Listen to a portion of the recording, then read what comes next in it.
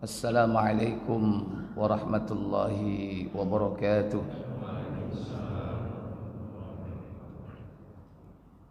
Innal hamdalillah nahmaduhu wa nasta'inuhu wa nastaghfiruh wa na'udzu billahi min sururi anfusina wa min sayyiati a'malina. Man yahdihillahu fala mudilla lahu ومن يضلل فلا هادي له وأشهد أن لا إله إلا الله وحده لا شريك له وأشهد أن محمدا عبده ورسوله. اللهم صل وسلم وبارك على محمد صلى الله عليه وعلى آله وأصحابه ومن تبعهم بإحسان إلى يوم الدين. أما بعد. Puja dan puji syukur kita panjatkan kepada Allah Jalla Jalaluh yang telah melimpahkan nikmat kepada kita semua, dipertemukan kita pada pagi yang berbahagia ini dalam keadaan sehat walafiat. Semoga Allah Jalla wa'ala memberikan kita kemudahan-kemudahan untuk mempelajari ayat-ayatnya, mempelajari sunnah-sunnah Rasulnya, mengamalkannya dalam hidup kita sehari-hari dan istiqomah di dalamnya hingga kematian menjemput kita. Semoga Allah memberi kita semua nikmat husnul khatimah. Yang kedua, semoga salawat dan salam selalu tetap terlimpah kepada junjungan kita baginda Nabi Muhammad bin Abdullah sallallahu alaihi wa alihi wasallam. Demikian pula untuk keluarga beliau, keturunannya, para sahabatnya dan seluruh pengikut-pengikutnya hingga tibanya hari kiamat. Ikhwatal iman, a'azzani Allah wa iyyakum. Hari ini kita melanjutkan pembahasan tentang perjalanan akhirat sampai kepada Al-Jannah, yaitu surga. Setelah beberapa waktu yang lalu kita sudah mempelajari tentang bagaimana infrastruktur dari surga yang telah dikabarkan oleh Nabi. Selanjutnya kita akan mempelajari tentang nama-nama surga atau klaster-klaster yang disebutkan di dalam Al-Quran. Yang pertama, Jannatul Firdaus.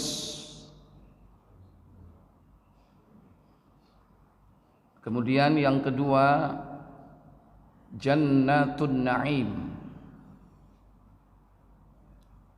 Yang ketiga, Jannatul Ma'wa. Yang keempat, Jannatu Adn. Yang kelima, Darus Salam. Yang keenam, Darul Khuldi.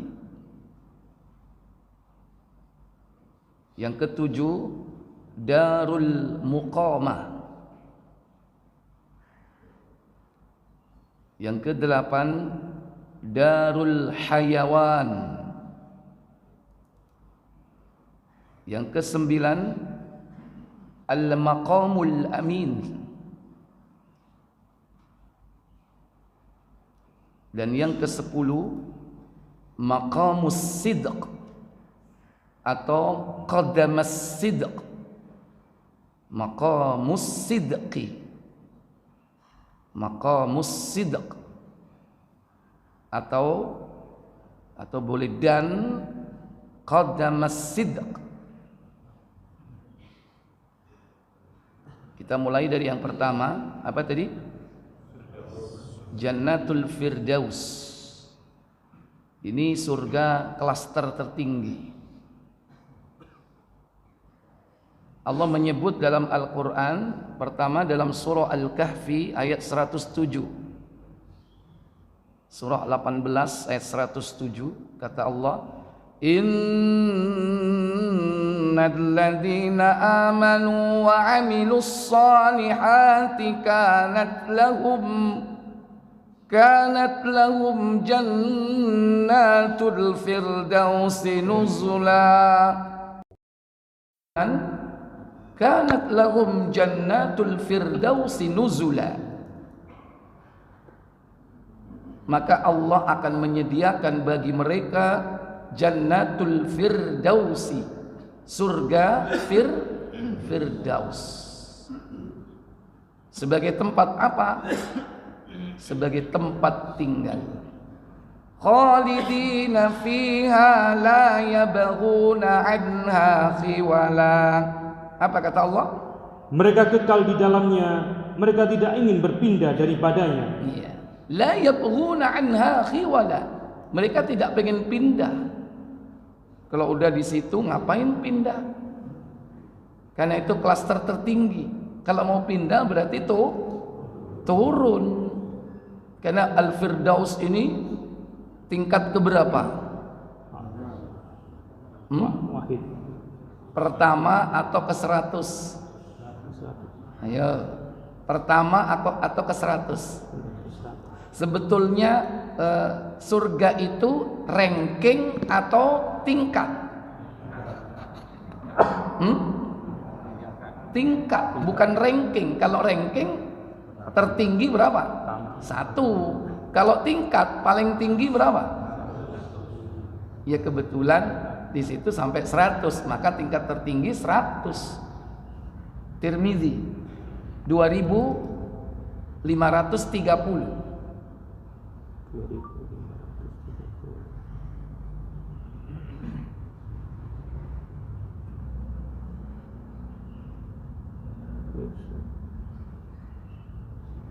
Dari Mu'az bin Jabal radhiyallahu an, bahwasanya Rasulullah SAW bersabda. Apa sabda beliau? Siapa saja yang berpuasa di bulan Ramadan, melaksanakan sholat 5 waktu, melaksanakan haji ke Baitullah, aku tidak mengetahui apakah beliau juga menyebutkan tentang zakat atau melainkan Allah pasti akan mengampuni dosa-dosanya, baik ia sedang berhijrah di jalan Allah atau sedang berada di negerinya tempat ia dilahirkan. Mu'adz berkata, bolehkah aku memberitahukan hal ini kepada orang-orang? Rasulullah SAW menjawab, biarkan orang-orang mengamalkan itu semua. Sesungguhnya di surga itu terdapat 100 derajat. Iya, inna fil jannati mi'atu darajat. Sesungguhnya di surga itu ada 100 derajat, 100 tingkat. Derajat semakin tinggi, angkanya semakin gede atau kecil? Semakin besar angkanya. Terus jarak antara 2 derajat seperti jarak antara langit dan bumi. Iya. Jarak baina jannatain, antara 2 surga, seperti jaraknya bainal ardi was sama, antara bumi dan langit. Itu jarak 1 tingkat. Kemudian surga Firdaus merupakan surga tertinggi, iya, dan paling utama. Surga Firdaus a'laha, tertinggi, dan yang paling pertengahan atau utama. Di atasnya ada apa? Di atasnya terdapat ars ar-Rahman, yaitu Allah. Fauqaha arsyur Rahman, terdapat aras ar-Rahman. Kemudian darinya, yaitu dari surga Firdaus, mengalir air, sungai-sungai surgawi. Jika kalian ingin memohon kepada Allah, maka mohonlah surga Firdaus kepadanya. Idza sa'altal jannah fas'alil jannatal firdaus.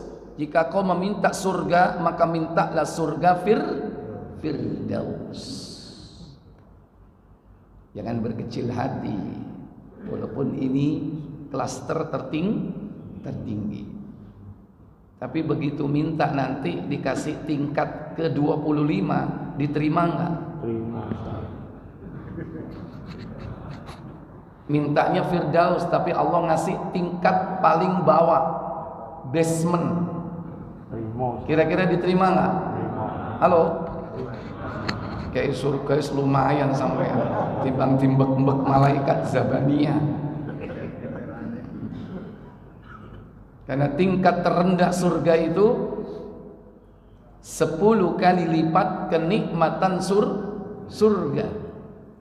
Tingkat paling rendah itu 10 kali kenikmatan surga. Makanya persiapkan membawa tiketnya, membawa kuncinya. Apa kunci surga? Miftahul jannah la ilaha illallah. Kalimat tauhid la ilaha illallah. Dan ingat, kunci itu ada gigi-giginya. Kalau kunci itu hanya sebatang besi yang tidak ada gigi-giginya, dia tidak akan bisa membuka pintu. Dincepno, diputer, muser terus, gak nyantol. Maka gigi-gigi kunci itu adalah apa? Syurutu la ilaha illallah, syarat-syarat la ilaha illallah. Dan syarat-syarat la ilaha illallah sudah dijelaskan oleh para ulama. Ada 7 atau 8 syarat la ilaha illallah. Nah, itu harus dipelajari. Nggak cukup berbekal la ilaha illallah di lisan. Sekalipun kau ucapkan ribuan kali la ilaha illallah, la ilaha illallah tiap hari, tapi si ngingu jimat, berarti la ilaha illallahnya apa? Error, rusak. La ilaha illallah tapi si sobodo dukun, neka sobodo dukun jadi dukun, tambah nemen. Nah, ini la ilaha illallah tapi masih belajar ilmu tenaga dalam, isian. Itu bukan la ilaha illallah. Ora tedas tapak paluning pandi, disodok gak mempan, didik-didik mati. Belajar ilmu-ilmu sihir, itu termasuk bagian dari kesyirikan. Batal la ilaha illallahnya. Apapun aliran tenaga dalamnya, tinggalkan. Itu kalau kita pengen punya kunci la ilaha illallah. Kalau dibenarkan belajar ilmu kebal, Nabi sama sahabat waktu perang gak perlu belajar latihan pedang, panah, tombak. Disowo ayo situk-situk sahabat Nabi cek kebal kabeh. Bisa nggak? Kalau Nabi minta seperti itu, ya Allah jadikan seluruh sahabatku kebal, gimana kira-kira? Bisa nggak? Bisa. Tapi kenyataannya para sahabat Nabi kalau dibuka bajunya itu banyak sayatan-sayatan, bacokan-bacokan pedang. Bukan puluhan, bisa ratusan itu. Dan mereka bangga, itu bukti kalau dia jihad. Nah, terus kepingin kebal gaya apa? Cita-cita mati syahid, gak syahid-syahid. Nabi perang Uhud aja giginya sampai patah, bercucuran darah. Nabi itu bersihkan akidah supaya apa? Supaya kita punya kunci surga, yaitu kalimat la ilaha illallah. Bukan hanya di lisan, di hati, tapi juga konsekuensinya diamalkan dalam kehidupan sehari-hari. Apalagi kepingin mendapatkan surga Firdaus. Surga paling rendah saja nggak layak bagi orang yang masih tenggelam kepada syirik dan kekufuran. Nah, mintalah kepada Allah supaya kita diberikan tingkat tertinggi, surga Firdaus.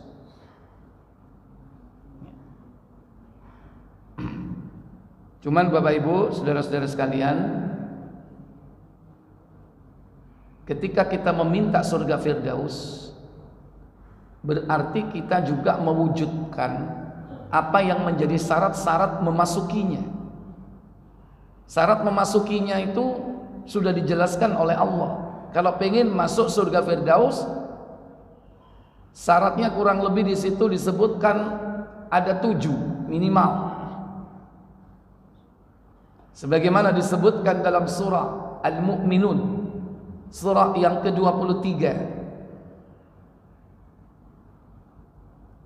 Mulai dari ayat pertama, Allah katakan, qad aflahal mu'minun. Apa kata Allah?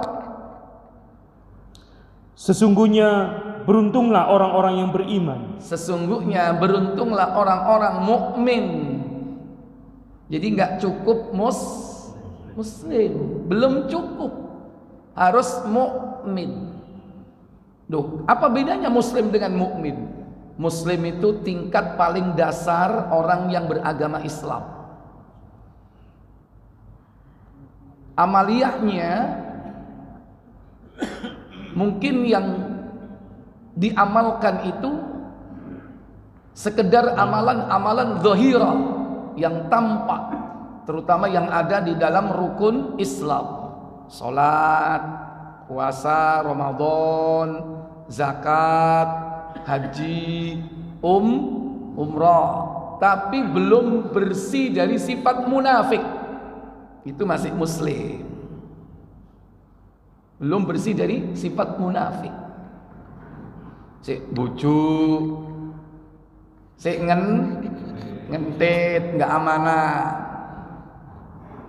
Muslim, tapi masih khianat, masih ingkar janji. Itu ciri-ciri munafik. Orang munafik tidak akan bisa masuk Firdaus. Bahkan bisa jadi tidak akan bisa masuk surga. Sekalipun para ulama membagi kemunafikan ada dua, yang bersifat i'tiqadi dan amali. Kalau sudah i'tiqadi, keluar dia dari Islam. Kenapa? Dia telah menyimpan kekufuran, dipoles, dibungkus dengan keimanan. Izharul iman wa ibtanul kufri, menampakkan keimanan, menyembunyikan kekafiran. Itu sudah parah itu kemunafikannya. Tapi ada kemunafikan yang bersifat amaliyah. Belum dikatakan kafir orang ini, tapi sifat-sifat nifak ada padanya. Kata Nabi, ayatul munafiki thalathun. Tanda munafik itu ada 3. Idza haddatsa kadzaba, apabila dia berbicara dusta. Wa idza wa'ada akhlafa, apabila dia berjanji ingkar. Wa idza tumina khana, apabila dia dipercaya khianat. Dalam hadis yang lain ditambah 1, ada 4. Wa idza khassama fajara, apabila dia berselisih dia curang. Itu ciri munafik yang bersifat amaliyah. Nah, beda manusia yang satu dengan yang lain itu kadarnya. Berapa persen?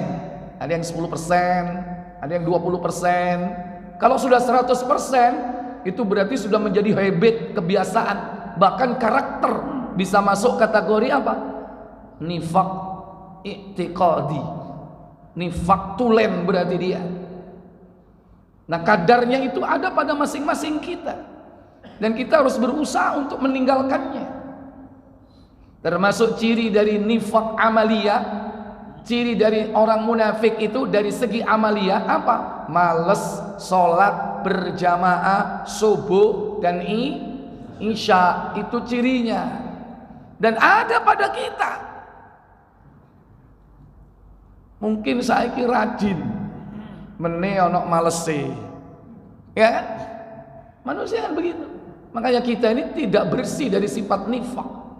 Jangankan kita, para sahabat saja takut apabila mereka punya sifat nifak. Umar bin Khattab saja selalu bertanya kepada Nabi, wahai Rasulullah, tidakkah kau melihat pada diriku sifat-sifat nifak? Nabi mengatakan, tidak wahai Umar. Ini Umar bin Khattab takut, apalagi Umar Bakri. Saya ono enggak itu? Hah? Sopo sing piyen sing ngomong Umar Bakri? Ikhwatal iman, Bapak Ibu, saudara-saudara sekalian yang dirahmati Allah Jalla wa Ala. Jadi yang pertama cirinya apa? Mukmin. Mukmin itu kalau sudah beramal, amalnya itu betul-betul dasarnya karena iman. Salatnya karena iman, puasanya karena iman. Kalau munafik itu sholatnya bisa jadi masih karena ria, puasanya karena ria, hajinya, umrohnya pamer, ria. Itu masih punya sifat-sifat nifak. Selfie pinggir Ka'bah. Wow. Mari ngono di-share nang grup. Ya, kadang disetting rodok teles-teles titik motoe ambek mewek. Itu termasuk ciri dari munafik. Haji dilakukan, umroh dilakukan, tapi masih ria.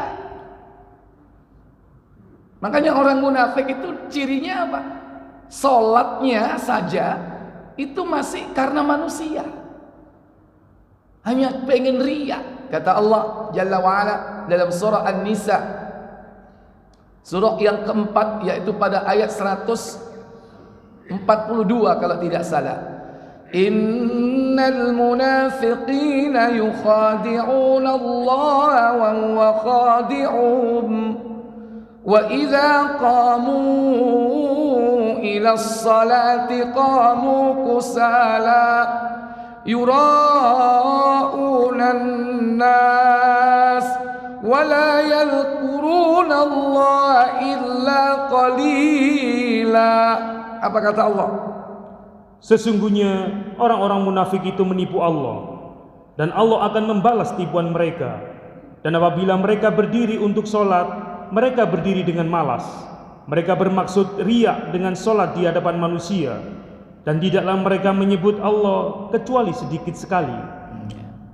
Jadi kalau ingin masuk Firdaus harus menjadi mukmin yang sebenarnya. Harus betul-betul jadi mukmin, jangan sampai terindikasi punya sifat nifak, yaitu kemunafikan. Dan dalam ayat Quran banyak orang-orang mukmin itu digambarkan orang yang tawakal kepada Allah hidupnya, bergantung kepada Allah. Dalam surah Al-Anfal, coba surah yang ke-8 pada ayat yang kedua, innamal mu'minuna alladhina idza dzukirallahu wajilat qulubuhum wa idza tuliyat 'alaihim ayatuhu zadatuhum imana wa 'ala rabbihim yatawakkalun. Apa kata Allah? Sesungguhnya orang-orang yang beriman ialah mereka yang bila disebut nama Allah gemetarlah hati mereka, dan apabila dibacakan ayatnya bertambahlah iman mereka karenanya, dan hanya kepada Rabblah mereka bertawakal.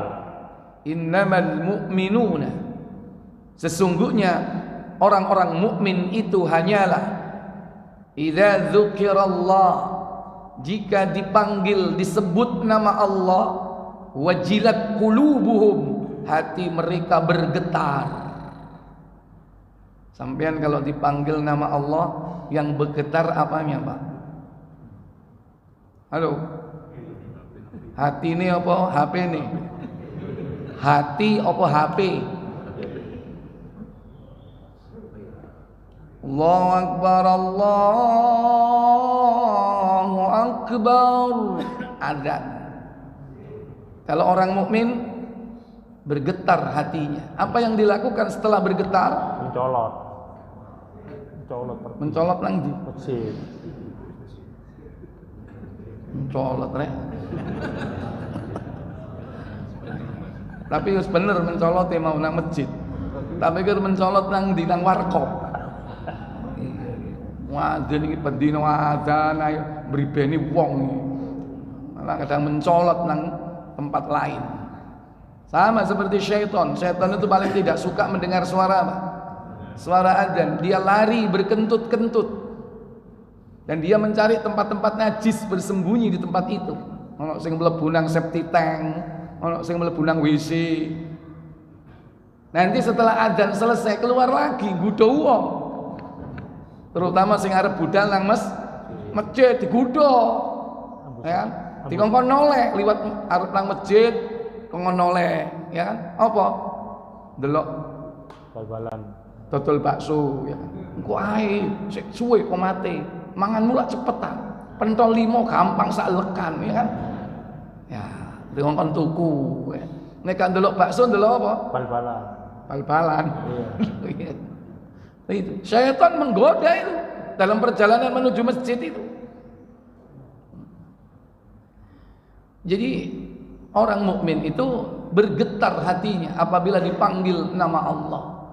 Wa idza tuliyat alaihim ayatuhu, dan ayat-ayat Allah jika dibacakan kepadanya zadathum imana, bertambah imannya.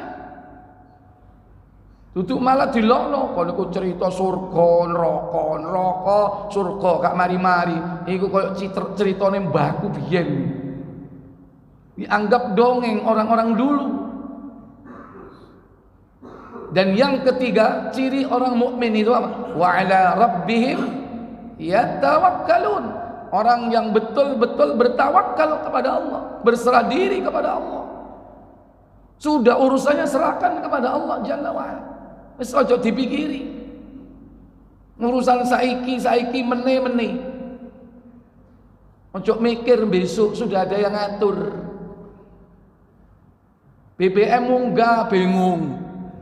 Nggih ngomong mencak-mencak. Ya sudah, itu bagian dari kehidupan. Yang penting antum ini bersabar, rizki kita sudah ditetapkan oleh Allah Jalla wa ala. BBM munggah, yang lain-lain ikut naik enggak? Beras munggah, lengo munggah. Apa meneh munggah? Hah? Blonjo. Yo kabeh munggah, sampai rabi lho, biayai munggah. Nggih napa mboten? Hai, wes jangan dipikiri. Sudah ada yang ngatur semua itu. Urusan hukumah itu dia tanggung jawabnya kepada siapa? Allah. Kalau antum mintalah haknya kepada Allah, silakan berdoa, ya Allah, saiki kabeh munda ya Allah. Minta rizki kepada Allah. Allahumma inni as'aluka rizqan wasi'an. Wahai Allah, aku minta kepadamu rizki yang luas. Dan yang paling utama apa? Rizqan thayyiban, rizki yang baik, yang halal. Ojo karena kabeh munda ngawur nyambut gawene. Nek gak tak rewangi ngene aku gak nutut iki. Kabeh munda iki. Iki kudu golek sumber liya, gak ono liyane kecuali iki. Ono iki sikat ae. Mas yo haram-haram titik. Bahaya kalau sudah prinsip hidup seperti itu. Berarti kalah dengan syaitan. Karena semua ini tidak lepas dari tipu daya syaitan. Hidup ini diuji oleh Allah Jalla wa'ala. Maka serahkan kepada Allah Jalla wa'ala. Mintalah hak kita kepada Allah. Jangan menuntut kewajiban kepada orang-orang yang memang tidak mampu memberikan kewajiban kepada kita. Baik. Kemudian ciri yang kedua kalau pengen surga Firdaus, pada ayat berikutnya, alladzina hum fi salatihim khashi'un. Apa kata Allah? Ayat kedua dalam surah Al-Mu'minun. Kembali. Alladzina hum fi salatihim khashi'un. Yaitu orang-orang yang khusyuk dalam salatnya. Orang-orang yang khusyuk dalam salatnya.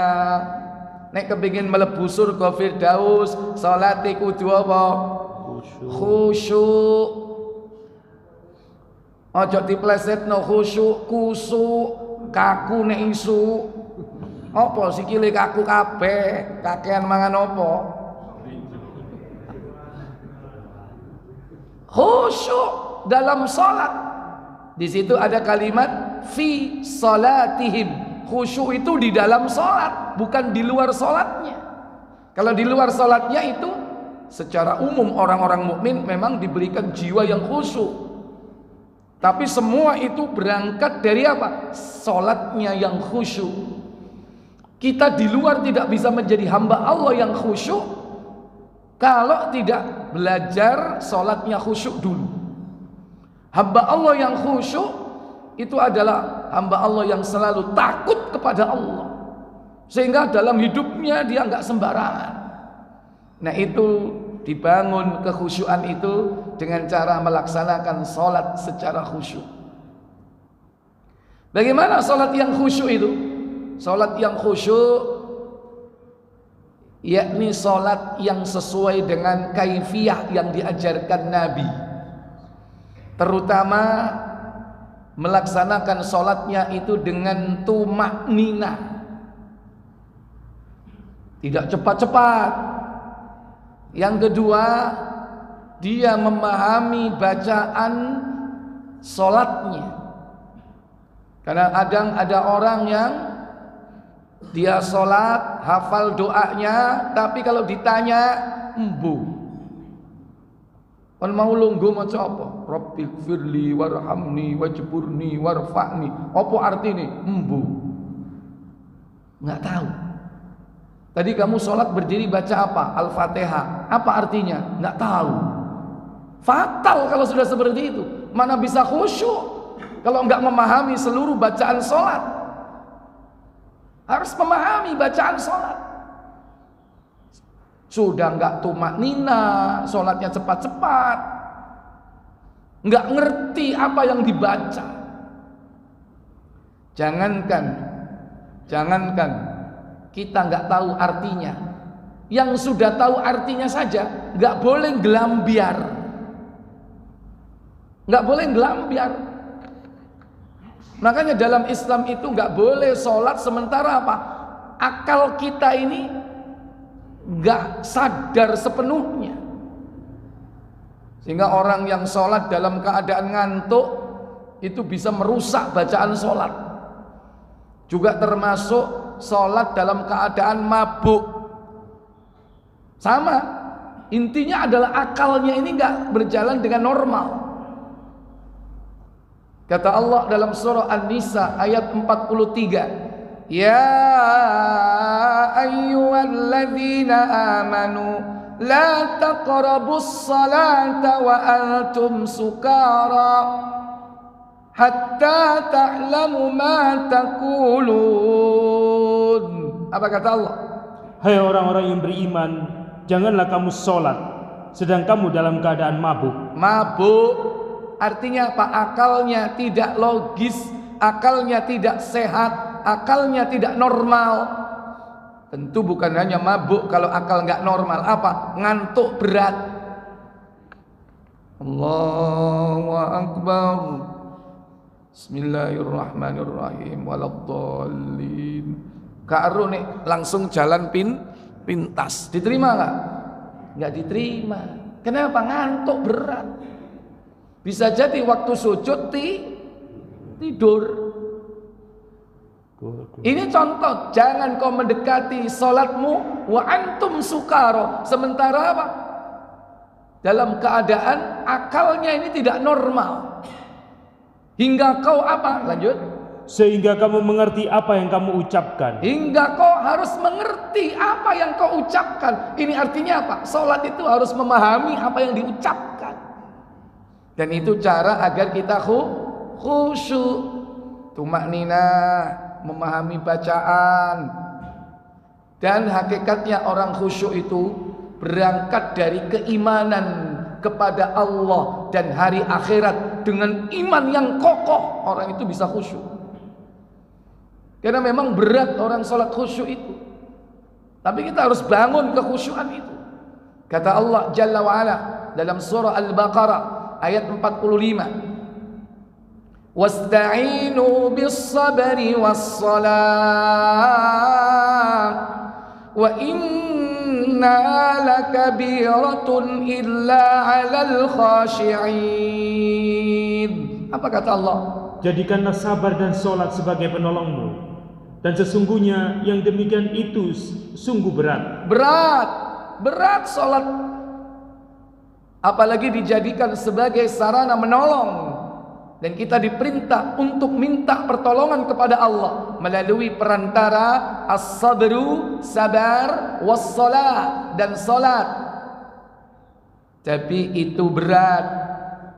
Illa 'alal khashi'in, kecuali bagi orang-orang yang khusyuk. Siapakah orang yang khusyuk? alladzina yadhunnuna annahum mulaqu rabbihim wa annahum ilaihi raji'un. Apa kata Allah? Yaitu orang-orang yang meyakini bahwa mereka akan menemui Rabb-Nya dan bahwa mereka akan kembali kepadanya. Itu syarat utama agar kita bisa khusyuk, yaitu keimanan kepada Allah dan hari akhirat dan pertemuan dengan Allah itu sangat kuat. Maka dibangun kekhusyuan itu dengan mengenal Allah, memahami Allah, rububiyahnya, uluhiyahnya, asma, nama-namanya, sifat-sifatnya. Demikian pula mengetahui bagaimana keadaan kehidupan akhirat, perjalanannya sejak dari kematian sampai kepada kehidupan yang kekal dan abadi. Itu dipahami betul, karena itu itinerary kita, perjalanan panjang. Sehingga ketika dia begitu yakin kepada Allah dan begitu yakin kepada hidup akhirat, pertemuan dengan Allah, maka akan menimbulkan rasa khusyuk. Sehingga orang yang salat itu sebagai wujud keyakinan kita kepada Allah. Karena ketika orang salat itu berdialog dengan Allah, setiap bacaan dari surah Al-Fatihah itu dijawab oleh Allah Jalla wa'ala. Supaya kita ini memahami bahwa salat itu adalah yakni hubungan kita dengan Allah Tabaraka wa Ta'ala yang sudah diatur sedemikian rupa, tata caranya, waktu-waktunya, juga keutamaan-keutamaannya, dan agar jangan sampai salat ini ditinggalkan dan diremehkan. Jadi yang kedua yaitu salatnya apa tadi? Khusyuk. Syarat yang ketiga, kembali kepada al-mu'minun, walladzina hum 'anil laghwi mu'ridun. Apa kata Allah? Yang ketiga. Dan orang-orang yang menjauhkan diri dari perbuatan dan perkataan yang tiada berguna. Orang-orang yang menjauhkan diri dari perkataan dan perbuatan yang tidak bermanfaat. Jangankan yang haram, jangankan yang subhat, yang mubah. Kalau pengen surga Firdaus, kalau itu tidak mendatangkan pahala, tinggalkan. Karena kategori sesuatu tidak manfaat apabila tidak mendatangkan pahala. Sekalipun mubah boleh. Pal-palan oleh enggak? Oleh enggak? Oleh pahala enggak? Ono. Pahala opo cang ijo. Bal-balan boleh enggak? Boleh, silakan. Kalau itu memang kalau enggak dilakukan sampai puyang ya. Tapi pertanyaannya dapat pahala enggak? Enggak dapat. Orang muslim yang baik itu pengen naik kelas. Dari muslim naik kelas jadi mukmin, itu meninggalkan yang enggak manfaat. Makanya Nabi bersabda, Tirmizi 2317,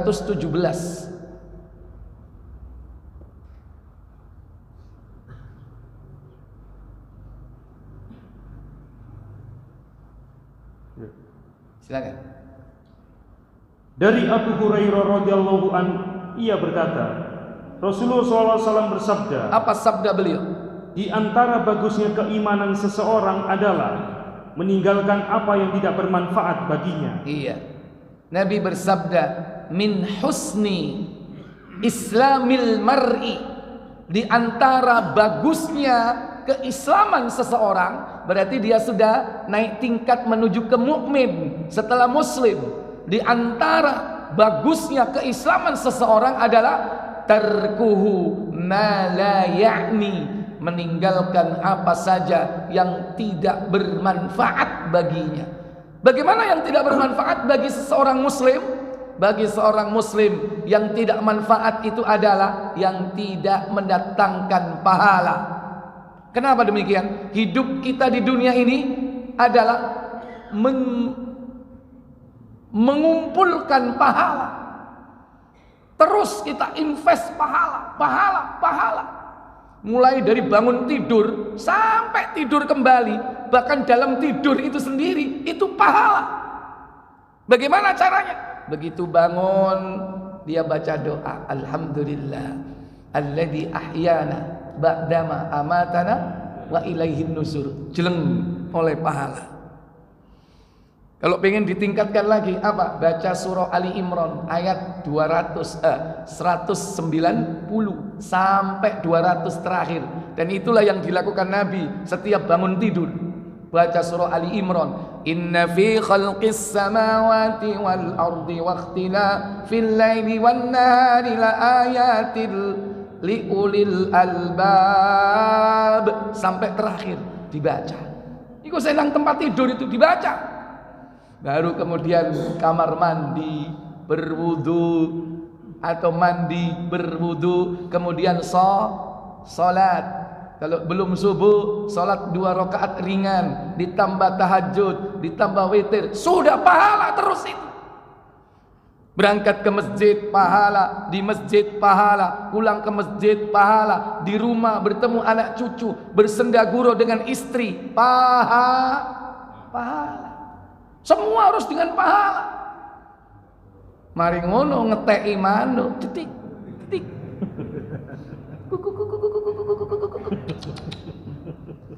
Masuk blank spot. Pahala enggak? Ngeteki manuk pahala enggak? Gak terima.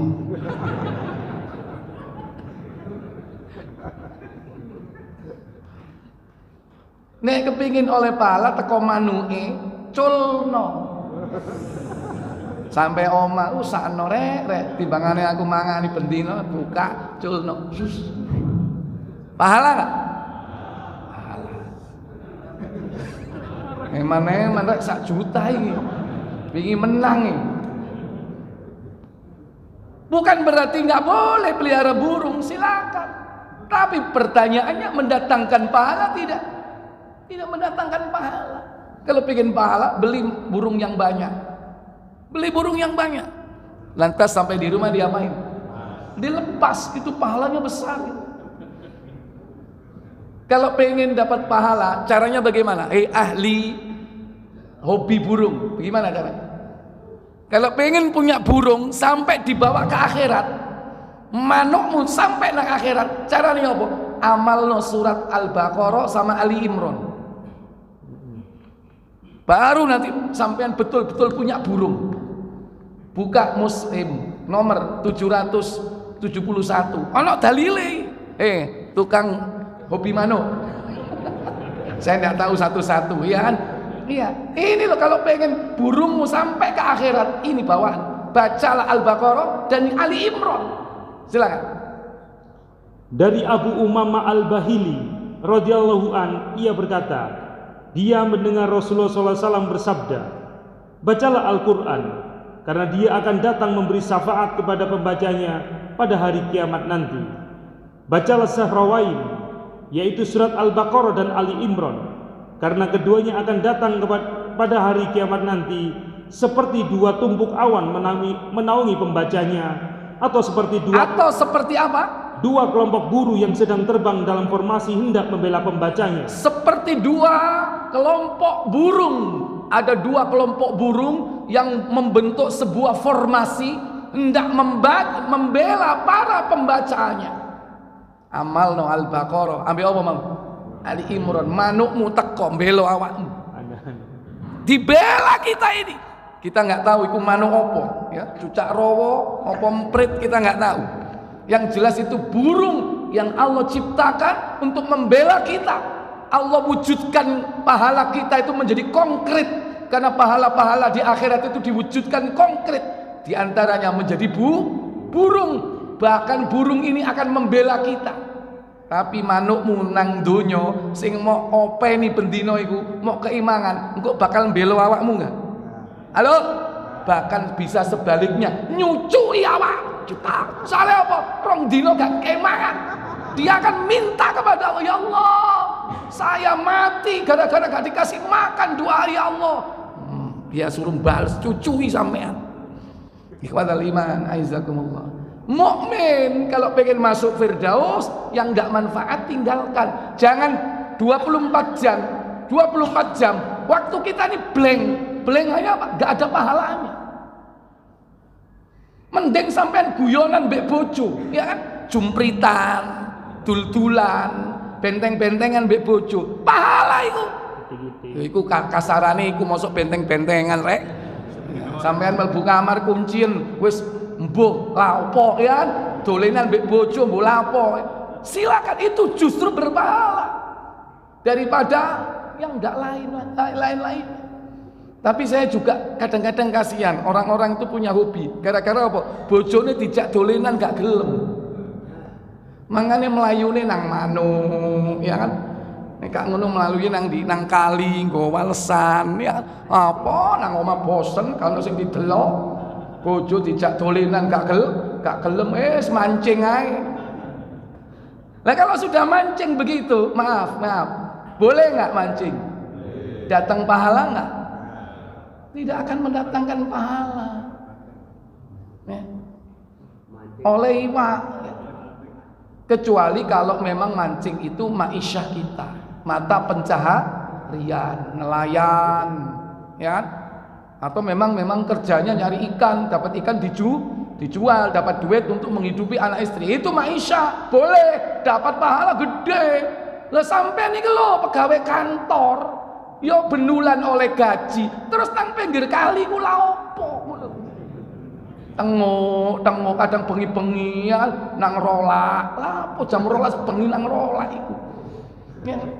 Ora tok keren titik nang ndi nang laut. Kadang-kadang soalnya duwe wis cukup, mancinge rada keren titik, gak gelem betik mbek sepat ya, mujair apa meneh ya, tapi yang keren apa tuna, tapi tetap kalau itu hobi, kalau tidak mendatangkan pahala, orang mukmin tinggalkan.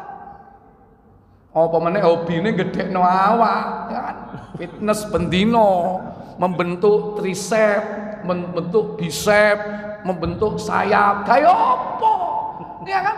Itu tambah bisa jadi mendatangkan dosa. Karena nggak ada manfaatnya.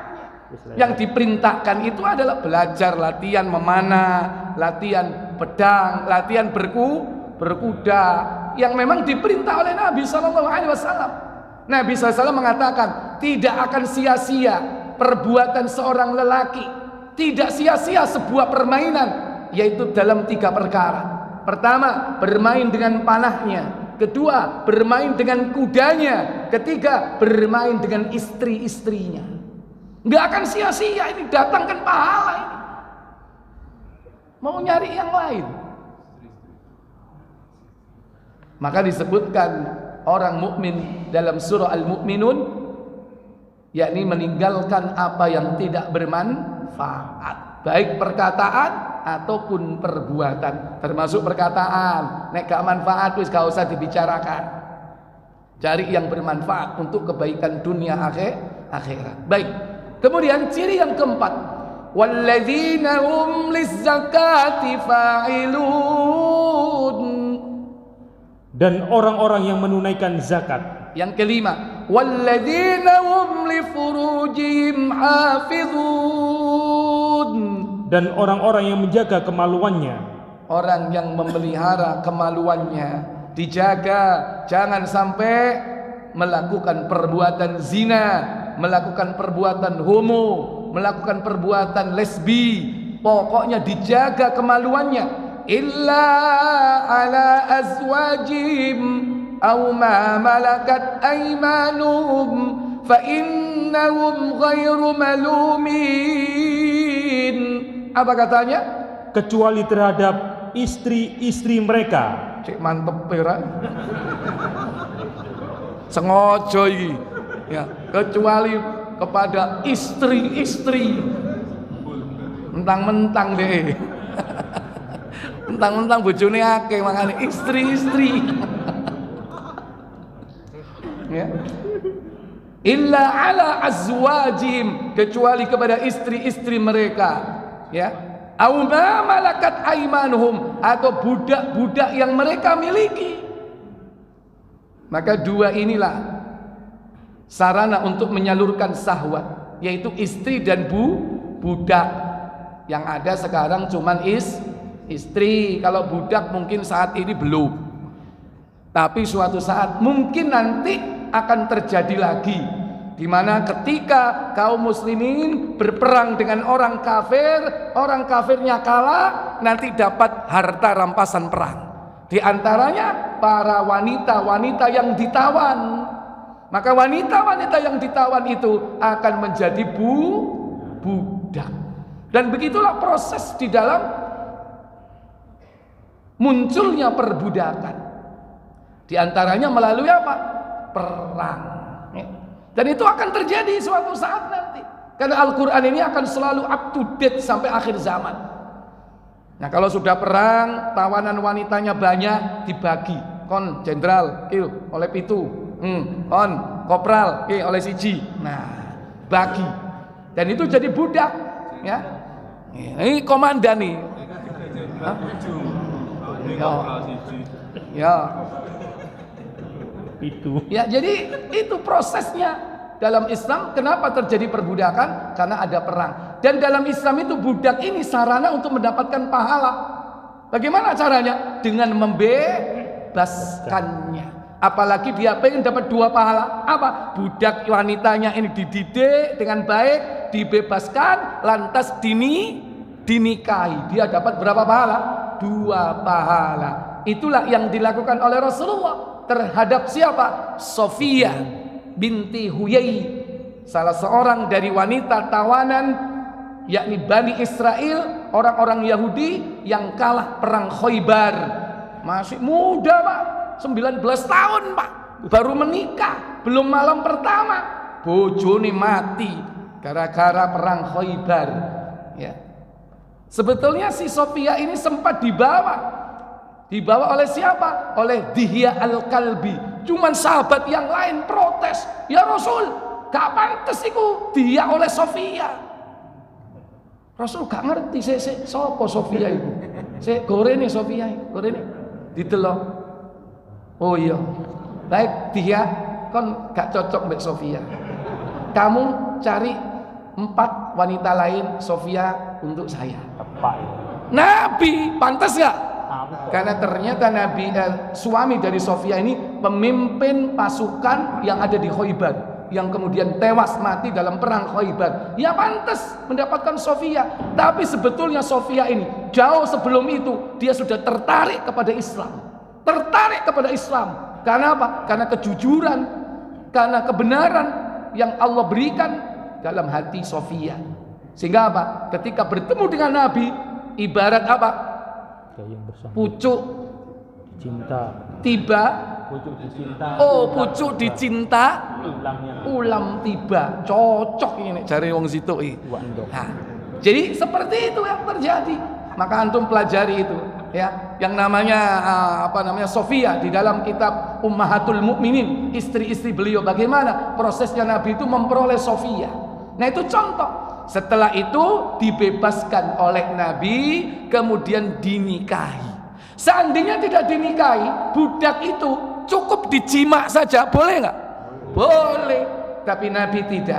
Nabi membebaskannya, kemudian dinikahi. Kalau nikah berarti pakai mahar atau tidak? Pakai mahar. Kalau budak pakai mahar atau tidak? Nggak perlu pakai mahar. Inilah kemuliaan Nabi SAW. Setelah dibebaskan, dinikahi oleh Nabi dengan mahar apa? Maharnya adalah yaitu nilai kebebasannya. Itu adalah maharnya.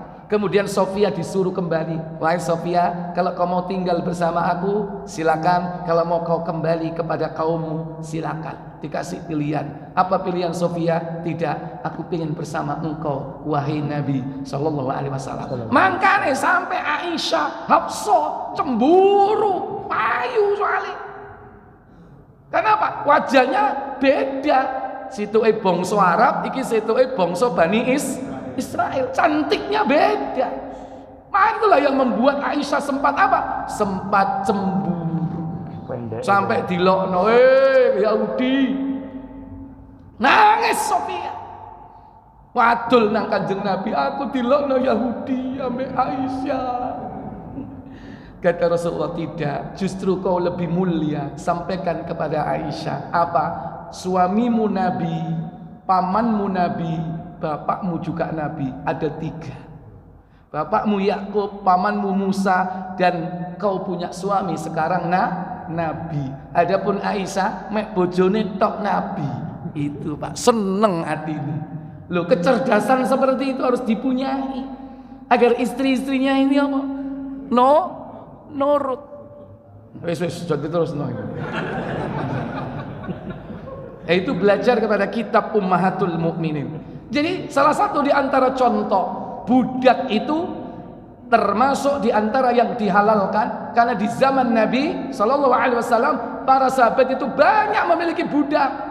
Dan banyak di antara mereka dibebaskan oleh mereka. Dan inilah cara Islam untuk mendapatkan pahala. Kemudian Allah katakan pada ayat berikutnya,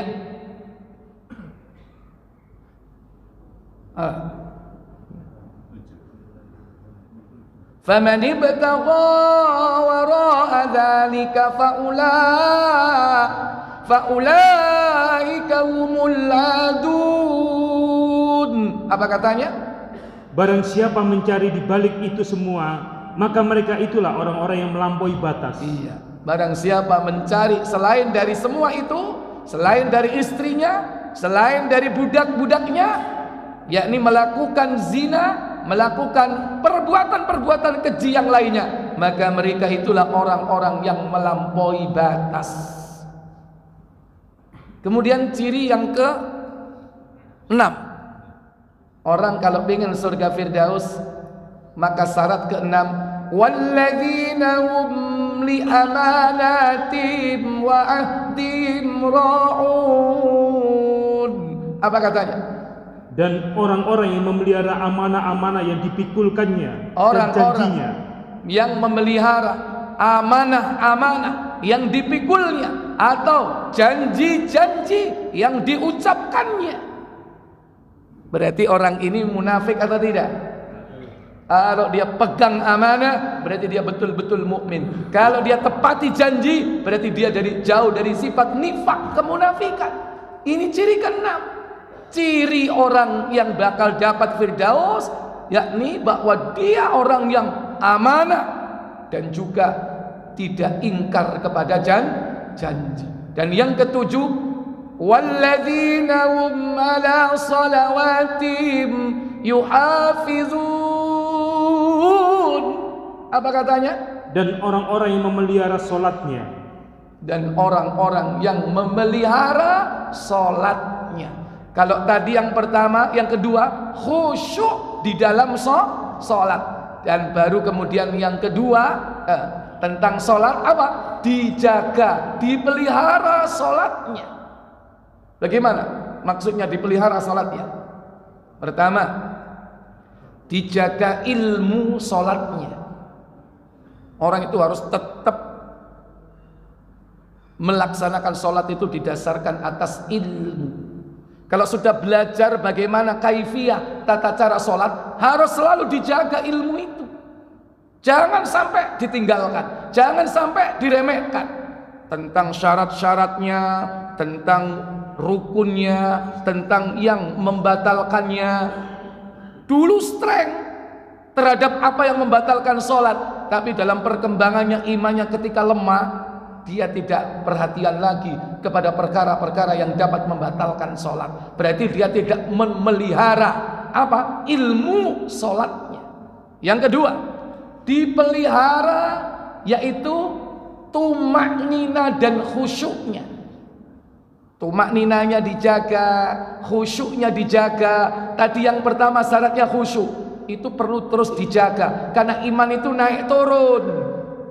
Kadang khusyuk, kadang nggak khusyuk. Harus dijaga itu. Naik tahajud bisa khusyuk nggak? Begitu sholat asar, iki nyambut gawe durung mari gopo. Makanya sholat asar cenderungnya cepat apa lambat? Terutama bagi mereka yang suka ya dikejar dengan deadline pekerjaan yang banyak. Sementara jam ini mau berakhir, jam kantor. asar jam 3, jam 4, jam 5 mau selesai. Akhirnya apa? Gopo sholatnya. Hati-hati.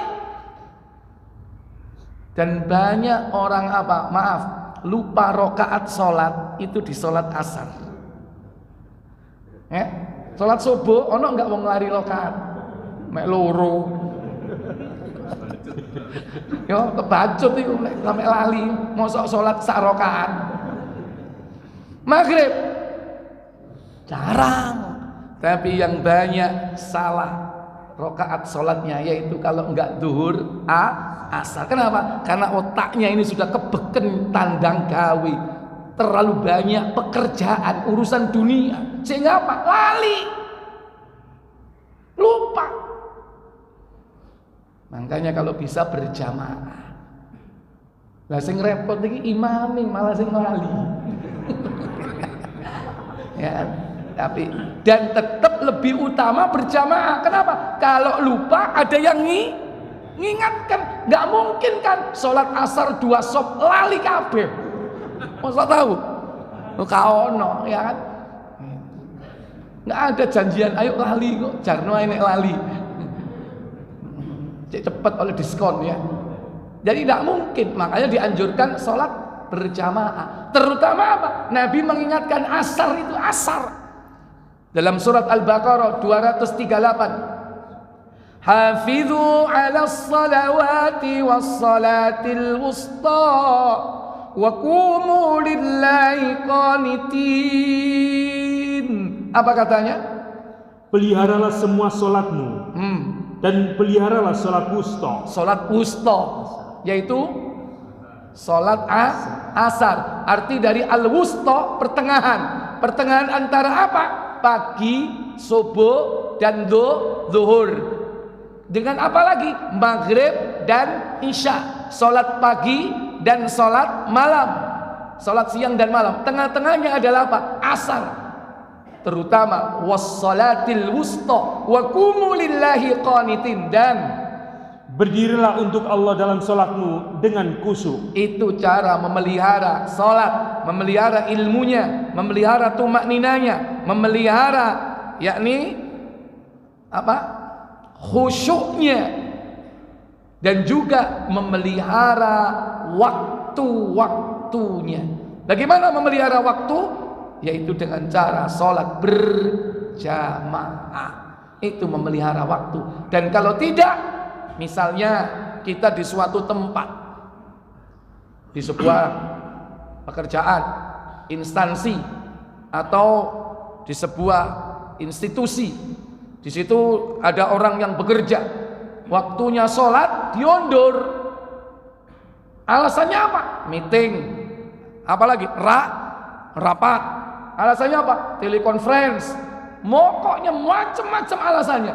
Kalau sudah seperti itu, meskipun yang menetapkan itu bosnya, juragannya, tetap ambil waktu tepatnya. Zuhur jam 12 diputuskan, kita nanti selesai rapat sekalian kita sholat jam 1. Mundur nggak? Pirang jam? Sak jam. Nemen nggak? Nemen. Maka apa yang dilakukan? Ambil waktu tepatnya. Apa yang dilakukan? Sholat sendiri, tepat waktunya.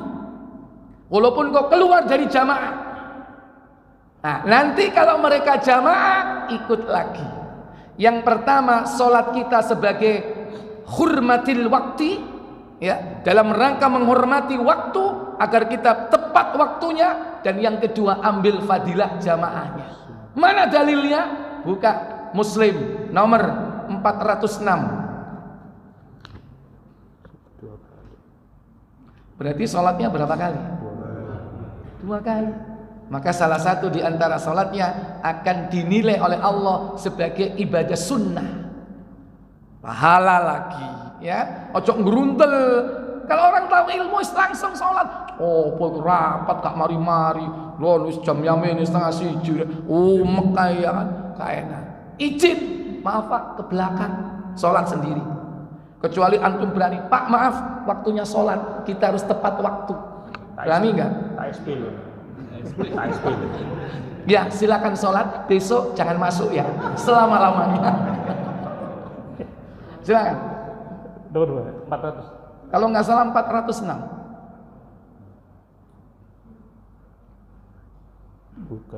Bukan. 604. Kuali berarti. Bukan 604.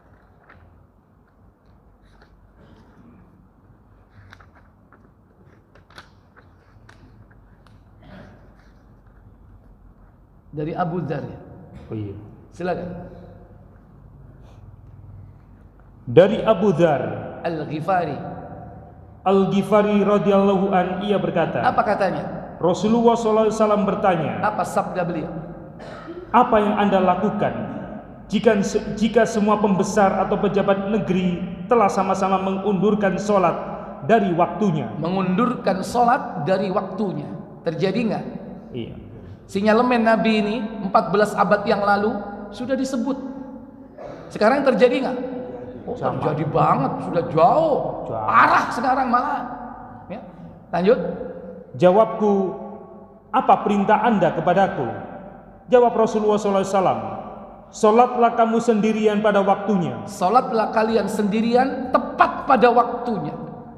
Yang kedua, jika kemudian engkau dapat pula berjamaah bersama-sama mereka, sholat pulalah. sholat pulalah. Jika kalian sholat berjamaah jam 1, sholatnya melok mana? Awalnya sendiri, mereka jamaah, ikut jamaah. Maka kita punya alasan di hadapan Allah sebagai hujjah. Kenapa biar sholatmu gak tepat waktu? Saya sudah ya Allah, walaupun sendiri. Atau kenapa kamu sholat sendiri kemarin? Saya ingin tepat waktu. Lah kan gak jamaah, saya juga jamaah setelah itu. Ada hujjah di hadapan Allah nanti. Maka dia 2 kali sholat. Salah satu sholatnya, apa kata Nabi? Dan sholatmu itu adalah sunnah atau keuntungan bagimu. Maka sholatmu itu merupakan sunnah, keuntungan bagimu. Loh, ini solusi. Dalam rangka apa? Hifzi waktis sholat. Dalam rangka untuk memelihara waktu-waktu sholat. Kalau 7 syarat ini terpenuhi, maka kata Allah, kembali ke Al-Mu'minun, ulaika humul warithun alladzina yarithuna al-firdaus hum fiha khalidun. Apa kata Allah? Mereka itulah orang-orang yang akan mewarisi, yakni yang akan mewarisi surga Firdaus. Mereka kekal di dalamnya. Iya. Berarti ada berapa syaratnya untuk mendapatkan Firdaus? 7. Pertama, menjadi mukmin yang sebenarnya. Kedua, melaksanakan sholat dengan khusyuk. Yang ketiga, meninggalkan hal-hal yang tidak bermanfaat, yang tidak mendatangkan pahala. Yang keempat, menunaikan kewajiban zakat, menginfakkan hartanya di jalan Allah. Yang kelima, memelihara kemaluan kecuali kepada istri dan budak-budaknya. Yang keenam, yaitu memelihara amanah dan janji. Yang ketujuh, menjaga dan memelihara solat-solatnya. Nah, inilah syaratnya untuk mendapatkan Jannatul Firdaus. Wallahu a'lam. Baik. Sebelum saya tutup, boleh kalau ada 2 pertanyaan saja, silakan. Silakan.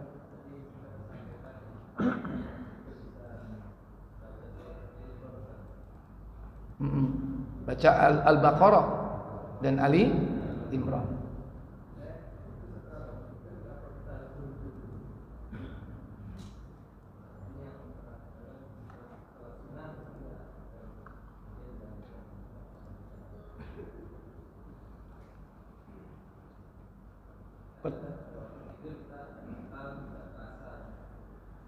Gak denger ya saya.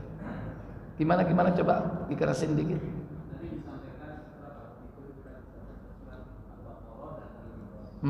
Oh, bukan. Itu dibaca tidak harus bangun tidur ya.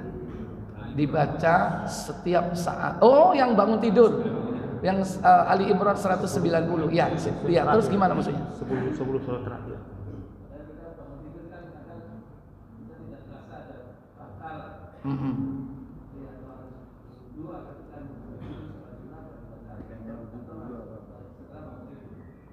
Dua-duanya boleh. Dua-duanya boleh ya. Karena baca Al-Quran itu pun dalam kondisi kita mungkin berhadas kecil ya, masih diperbolehkan. Masih diperbolehkan walaupun kita berhadas kecil. Otomatis kalau orang bangun tidur kan berarti dia nggak punya wudhu kan. Ya kan? Begitu bangun kemudian baca doa, kemudian langsung baca surat itu boleh.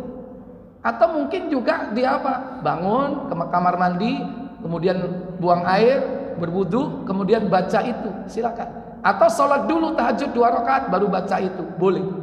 Termasuk itu kategori bangun tidur. Kecuali kalau bacanya setelah sholat subuh, itu beda. Intinya bangun tidur bisa langsung ketika bangun tidur, bisa diawali dengan aktivitas lain, berwudu atau sholat, boleh. Nah, kalau bagaimana? Misalnya dipotong dengan makan, nah itu sudah terlalu jauh. Tangi turu mangan dhisik wareg baru inna fi khalqis samawati itu kasep berarti. Ya, mestinya sebelum makan. Kalau aktivitas ibadah masih boleh. Wudu bagian dari ibadah. Salat bagian dari ibadah, ya kan? Kemudian baca itu bagian dari ibadah. Nah, boleh. Silakan. Luar biasa itu amal itu. Jadi pahala, Pak. Bangun tidur pahala, dalam hidup pahala, mau tidur pahala. Wudu dulu, ya. Baca ayat kursi, Al-Mu'awwidzat, Al-Baqarah terakhir. Kemudian kalau perlu amalkan surah Al-Muluk, surat Tabarok. Sebelum itu juga boleh, nggak harus nggak harus ketika mau tidur ya. Mungkin habis maghrib, habis isya. Dan surat As-Sajadah, baca itu rutinitas yang dibaca oleh Nabi sebelum beliau tidur setiap malam. Surah Al-Muluk dan surah As-Sajadah. Lalu kemudian zikir, tasbih, tahmid, takbir, tasbih 33, tahmid 33, takbir 34. Kemudian baca zikir, mau tidur, maka tidurlah. Maka selama tidur ini kita diberi pahala. Tidur yang berpahala, tidur yang diawali dengan sunnah. Bagaimana menghidupkan sunnah-sunnah sebelum tidur, maka tidurnya akan dinilai pahala. Luar biasa. Sementara orang tidurnya itu sia-sia. Orang kafir tidurnya sia-sia nggak? Sia-sia. Nggak ada pahalanya. Orang mukmin tidurnya pahala. Orang kalau berwudu sebelum tidur, baca zikir dan doa, maka malaikat itu masuk ke selimut kita. Nek selimutan. Ya. Kalau nggak selimut, dia masuk ke pakaian, ke baju kita. Itu malaikat. Dan dia mendoakan kita, memohonkan ampun bagi para pembacanya. Nanti itu akan dipelajari di mana? Di adab-adab qablan naum, sebelum tidur. Di kitab apa? Mausu'ah Adab Al-Islamiyah, tentang bagaimana tata cara sebelum tidur. Luar biasa. Orang mukmin itu enggak ada sia-sia waktunya. Bukan orang kafir, time is money. Enggak. Orang muslim itu apa? Time is pahala. Ajrun. Al-waktu ajrun. Waktu adalah pahala. Kalau orang Arab asli apa? Al-waktu kasayf, waktu seperti pedang. Waktu adalah pedang. Fa illam ta'tahu qata'aka. Jika kau tidak mampu menggunakan waktu, dia akan memenggal lehermu. Itu orang Arab. Beda dengan filosofi orang Barat. Time is money. Karena apa? Pola pikir mereka materialisme. Maka hidupnya selalu dilandasi dengan materi. Time is money. Ya. Al-waktu, al-fulus, bukan begitu. Baik, ada lagi? Ya, terakhir Pak ya, silakan. Astagfirullah.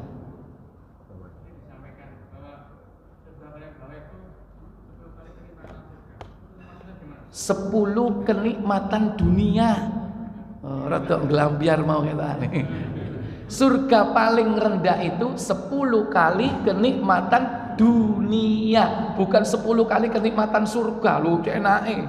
Ya kan? Ayo mending sing isor dhewe ya kan. 10 kali kenikmatan dunia. Dunia ini bagaimana? Kalau ada orang menjadi raja menguasai bumi. Ada enggak orang raja yang menguasai bumi? Enggak ada, Pak. Raja itu boleh menguasai sebagian dari bumi. Satu wilayah, ya kan? Enggak ada raja menguasai seluruh dunia. Ada enggak? Enggak ada.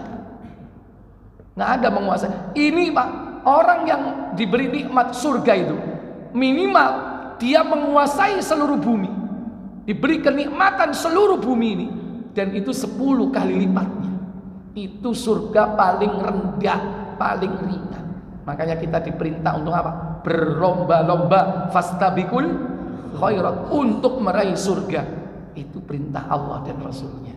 Semoga kita nanti dimasukkan ke dalam surga dan diberikan kemudahan untuk mendapatkan kenikmatan dan keridhaan Allah Jalla Jalaluhu. Wa akhiru da'wana walhamdulillahi rabbil alamin. Subhanakallahumma wa bihamdik asyhadu an la ilaha illa anta astaghfiruka wa atubu ilaik. Wassalamu alaikum warahmatullahi wabarakatuh.